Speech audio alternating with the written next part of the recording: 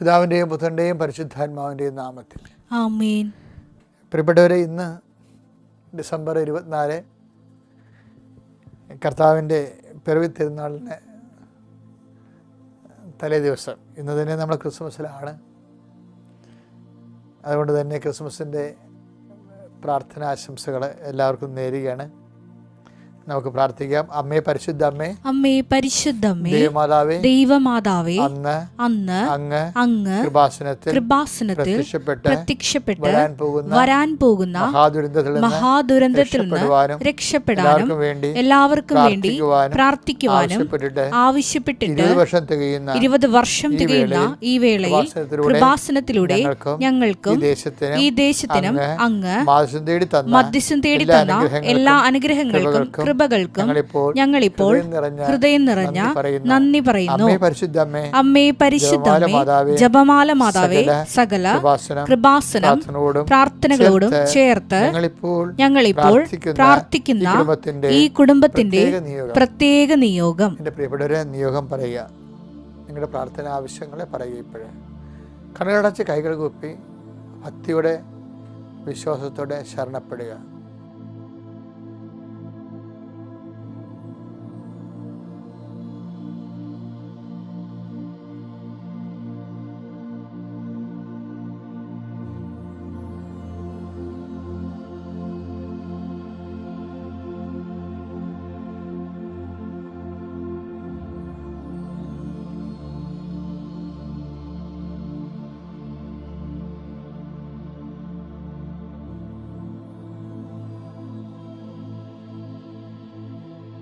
അമ്മയുടെ പ്രത്യക്ഷീകരണത്തിന്റെ ഈ ദ്വാദശക വേളയിൽ ഞങ്ങൾക്ക് സാധിച്ചു തരുവാൻ കനിയണമേ. വിശ്വാസ പ്രമാണം. സർവശക്തനായ പിതാവും ആകാശത്തിന്റെയും ഭൂമിയുടെയും സൃഷ്ടാവുമായ ദൈവത്തിൽ ഞാൻ വിശ്വസിക്കുന്നു. അവിടുത്തെ ഏകപുത്രനും ഞങ്ങളുടെ കർത്താവുമായ ഈശോ മിശിഹായിലും ഞാൻ വിശ്വസിക്കുന്നു. ഈ പുത്രൻ പരിശുദ്ധാത്മാവിനാൽ ഗർഭസ്ഥനായി കന്യകാമറിയത്തിൽ നിന്ന് പിറന്ന് പൊന്തിയോസ് പീലാത്തോസിന്റെ കാലത്ത് പീഡകൾ സഹിച്ച് കുരിശിൽ തറയ്ക്കപ്പെട്ട് മരിച്ച് അടക്കപ്പെട്ട് പാതാളങ്ങളിൽ ഇറങ്ങി മരിച്ചവരുടെ ഇടയിൽ നിന്ന് 3-ാം നാൾ ഉയർത്ത് സ്വർഗത്തിലേക്ക് എഴുന്നള്ളി സർവശക്തിയുള്ള പിതാവായ ദൈവത്തിന്റെ വലതുഭാഗത്തിരിക്കുന്നു. അവിടെ നിന്ന് ജീവിക്കുന്നവരെയും മരിച്ചവരെയും വിധിക്കുവാൻ വരുമെന്നും ഞാൻ വിശ്വസിക്കുന്നു.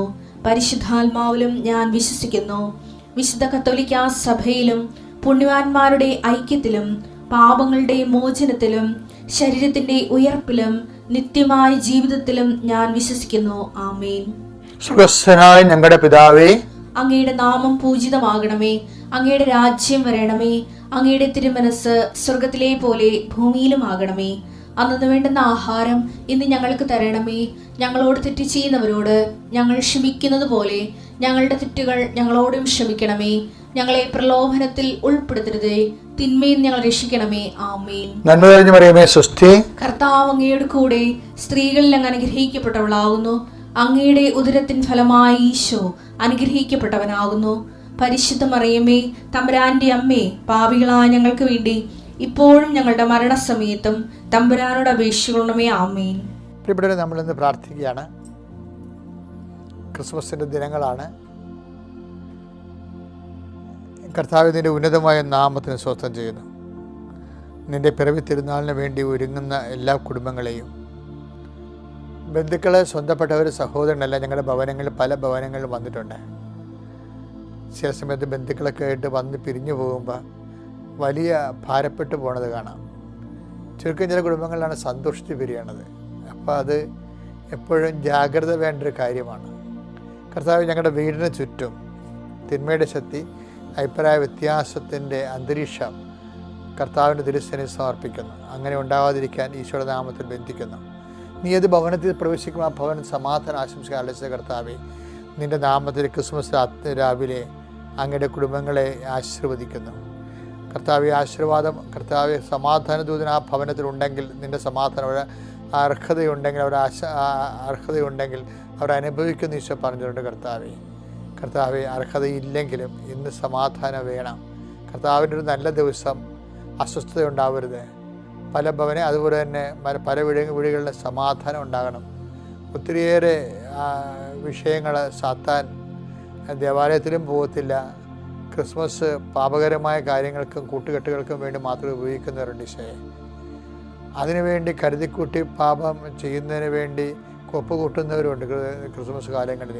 അങ്ങനെ സാത്താൻ വർഷിപ്പുകാരെ വിശ്വാസത്തിൻ്റെ വേഷം കെട്ടി നമ്മുടെ കുടുംബങ്ങളിലെ ബന്ധുക്കളായി സ്വന്തപ്പെട്ടവരായി പലരും കടന്നു വരണത് വിവേചന ബുദ്ധി എടുക്കാൻ കുടുംബക്കാരെ പ്രാർത്ഥിക്കണം. നിങ്ങളുടെ പ്രാർത്ഥന കൊണ്ട് തന്നെ ഇങ്ങനെയുള്ള അശുദ്ധ സാഹചര്യങ്ങളെ ബന്ധിക്കാൻ നിങ്ങൾ കഴിയണം. കർത്താവേ, ഞങ്ങളുടെ ഭവനത്തെ സാത്താൻ സ്പർശിക്കാതിരിക്കണം. സർവോപരി സ്നേഹം വർദ്ധിക്കണം, ധാരണ വർദ്ധിക്കണം, വിശ്വാസം വർദ്ധിക്കണം, പരസ്പരമുള്ള ഐക്യം വർദ്ധിപ്പിക്കണം. കർത്താവെ, എല്ലാത്തിനും സമർപ്പിച്ച് പ്രാർത്ഥിക്കുകയാണ്. നിൻ്റെ കർത്താവ് ഈ ക്രിസ്മസ് ദിവസം തന്നെ കർത്താവ് പല വിഷയങ്ങളിലും സമാധാനം ഇല്ലാത്തവരുണ്ട് ഈശോയെ. സാമ്പത്തിക വിഷയം കൊണ്ട് സമാധാനം ഇല്ലാത്തവരുണ്ട്, കടങ്ങൾ കൊണ്ട് സമാധാനം ഇല്ലാത്തവരുണ്ട്. പലതരത്തിലും അവർക്ക് ക്രിസ്മസ് ആണെങ്കിലും എല്ലാവർക്കും സന്തോഷിക്കുമ്പോഴും സന്തോഷമില്ലാത്തവരുണ്ട്. മക്കളില്ലാത്തതിനെ പേര് സന്തോഷമില്ലാത്തവരുണ്ട്, ജോലി ഇല്ലാത്തതിനെ പേര് സന്തോഷമില്ലാത്തവരുണ്ട്.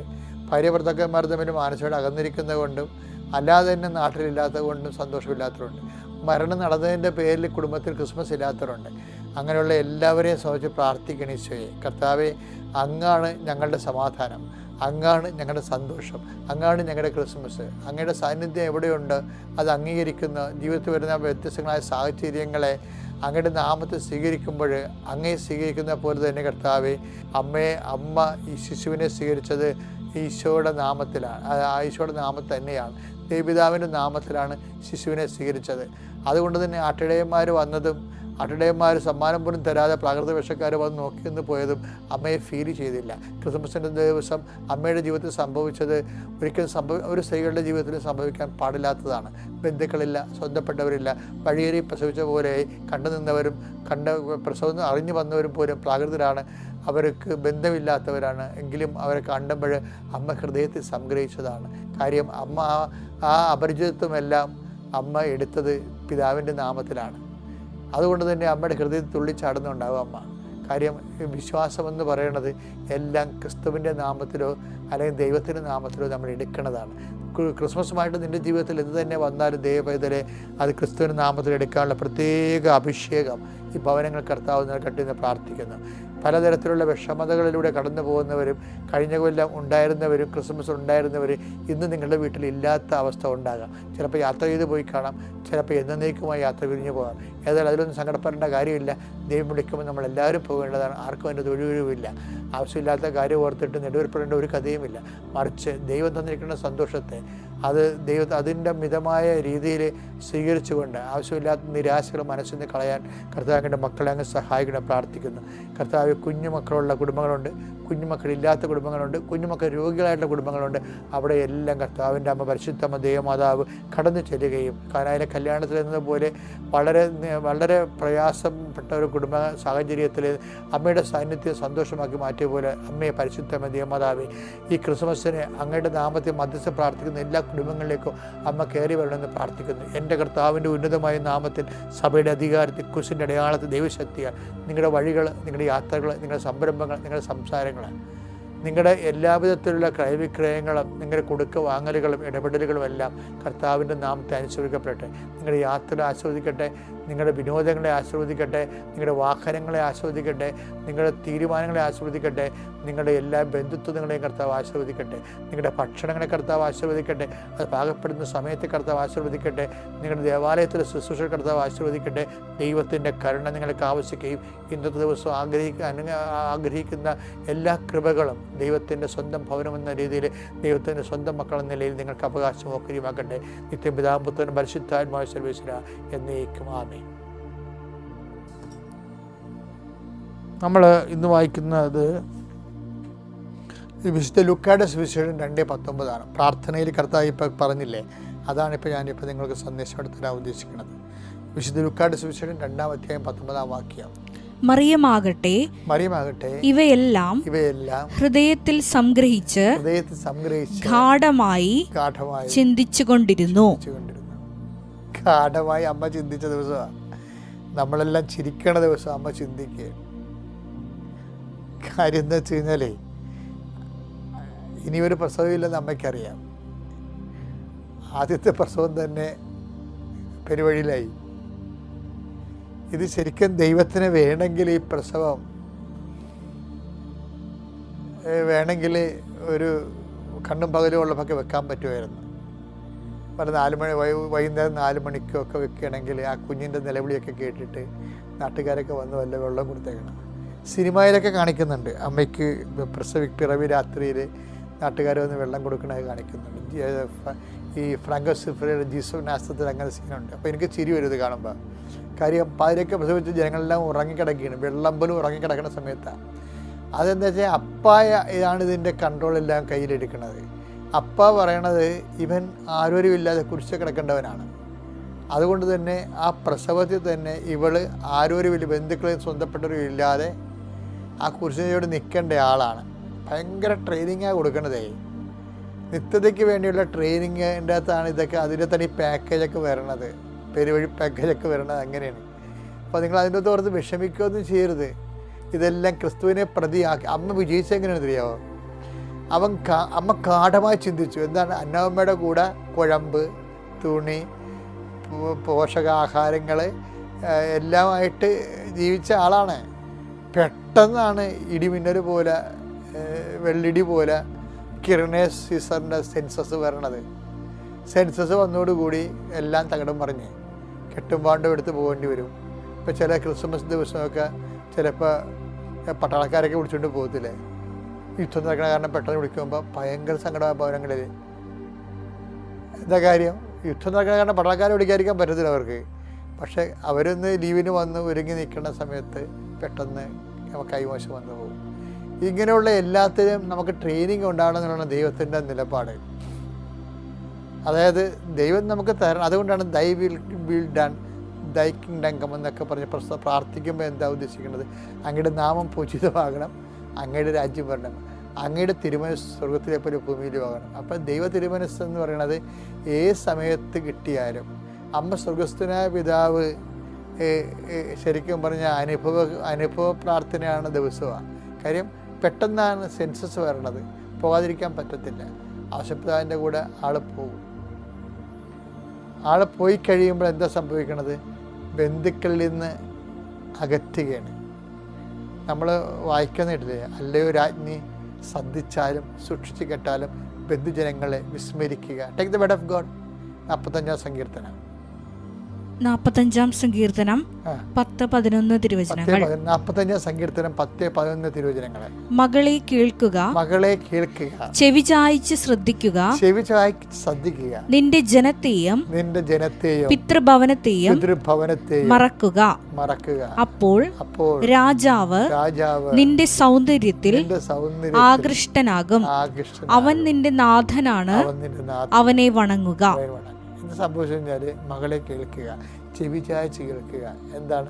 നിന്റെ സ്വന്തം ബന്ധുജനങ്ങളെയും പിതൃജനങ്ങളെയും വിസ്മരിക്കുക. പെട്ടെന്നായിരിക്കും ദൈവം ചിലപ്പോൾ നമ്മളെ ബന്ധുക്കളെ വിസ്മരിക്കാൻ പറയണത്. അതായത് ഇതാ കർത്താവിൻ്റെ ദാസ്യം അമ്മ പറഞ്ഞില്ലേ, അതിൻ്റെ അകത്ത് ഈ പാക്കേജ് ഉണ്ട്. കർത്താവിൻ്റെ ദാസ്യം അന്ന് ലൂക്ക 1:38 എന്താ അമ്മ പറഞ്ഞത്? ഇതാ കർത്താവിൻ്റെ ദാസി, അങ്ങയുടെ വചനം പോലെ എന്നിൽ നിറവേറട്ടെ. അമ്മ ഒപ്പിട്ട് കൊടുത്തിരിക്കുകയാണ്. ദേവപിതാവിന് അമ്മയുടെ സ്വാതന്ത്ര്യത്തിൽ ഏത് സമയത്തും ഇടപെടാൻ പറ്റുന്ന രീതിയിൽ അമ്മ ബ്ലാങ്ക് ചെക്ക് ഒപ്പിട്ടിരിക്കുകയാണ്. ദൈവത്തിന് എത്ര ലക്ഷങ്ങൾ വേണമെങ്കിൽ എഴുതി കയറ്റാം. അങ്ങനെ കോടികൾ എഴുതി കയറ്റുകയാണ്. എന്താണ്?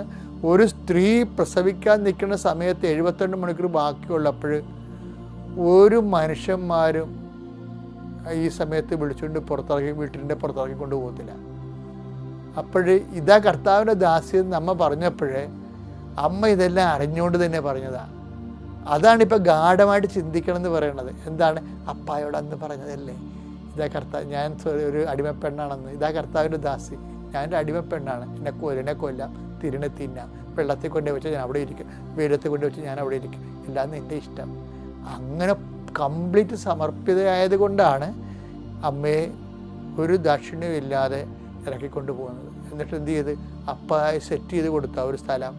അപ്പയ്ക്ക് വേണമെങ്കിൽ ബെദ്ലഹേമിൽ രാജകൊട്ടാരം വരെ ഒഴിച്ചു കൊടുക്കുമായിരുന്നു. ഒന്നും കൊടുക്കത്തില്ല. ദൈവം തന്നതിനേക്കാൾ വലിയ അനുഗ്രഹമാണ് ദൈവം തരാത്തത്. അത് ഹൃദയത്തിൽ സംഗ്രഹിക്കാൻ വേണ്ടി മാത്രം കാര്യമുണ്ട്. അത് ഗാഠമായി ചിന്തിക്കാനും കാര്യമുണ്ട്. എൻ്റെ ദൈവ പൈതലെ, നിൻ്റെ ജീവിതത്തിൽ എന്തെങ്കിലും ദൈവം തന്നില്ല എന്നുണ്ടെങ്കിൽ അത് ദൈവഹിത പ്രകാരം നീ എടുക്കുകയാണെങ്കിൽ പരിശുദ്ധ അമ്മയോളം നിന്നെ ദൈവം ഉയർത്തുകയാണെന്ന് ഓർത്തുകൊണ്ട് അതിന് സന്തോഷിക്കാനുള്ള ദിവസമാണ് ഇന്ന്. ദൈവം നിങ്ങൾ അനുഗ്രഹിക്കട്ടെ. Praise the Lord.